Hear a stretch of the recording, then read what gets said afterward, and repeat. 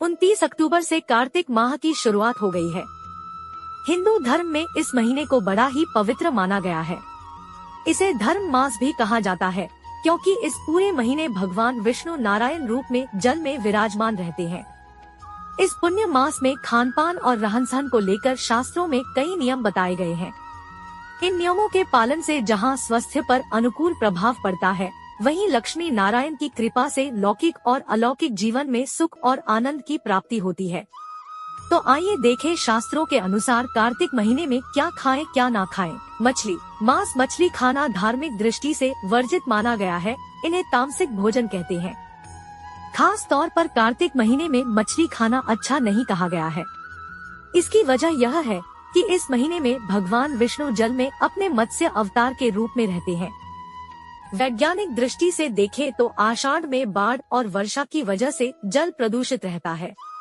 दूषित चीजों को खाने से इस समय मछली सेवन संक्रामक और रोगकारक हो सकता है, इसलिए कार्तिक मास में मछली खाने से बचना चाहिए। बैंगन, कार्तिक के महीने में सब्जियों का राजा बैंगन भी नहीं खाना चाहिए। ऐसा माना जाता है कि इस माह में पित्त दोष संबंधित बीमारी होने का खतरा रहता है और बैंगन पित्त दोष बढ़ाता है।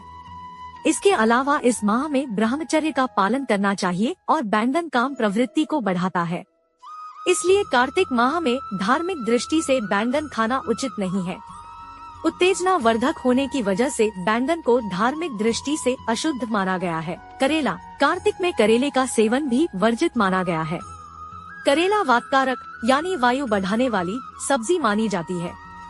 साथ ही कभी कभी इसमें कीड़े भी लग जाते हैं। इसलिए ऐसा माना गया है कि कार्तिक माह में करेला खाना हानिकारक हो सकता है। कार्तिक का महीना साधना का महीना है। साधना के दौरान अधिक तीखे, चटपटे, तिक्त और रूखी चीजों को खाने की धार्मिक दृष्टि से मनाही है। तिक्त होने की वजह से भी करेले का सेवन वर्जित कहा गया है। दही, कार्तिक माह में दही खाने से भी बचना चाहिए।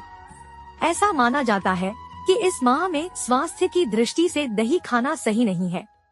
दही की जगह दूध का सेवन करना चाहिए। धार्मिक दृष्टिकोण से कार्तिक में दही खाना संतान के लिए शुभ नहीं माना जाता है। जीरा, जीरा स्वास्थ्य के लिए लाभदायक होता है, लेकिन कार्तिक के महीने में जीरा खाना नुकसानदायक हो सकता है। इसलिए जीरे का सेवन कार्तिक के माह में नुकसानदायक माना गया है। मूली, उपरोक्त 5 चीजों के सेवन से परहेज के अलावा कार्तिक के माह में मूली का सेवन करना लाभदायक माना गया है। स्वास्थ्य की दृष्टि से इस माह में मूली खाना फायदेमंद है, क्योंकि इस मौसम में कफदोष और पित्तदोष संबंधित बीमारियां होने की समस्याएं उत्पन्न हो सकती हैं। इसलिए इस माह में मूली खाना लाभकारी है।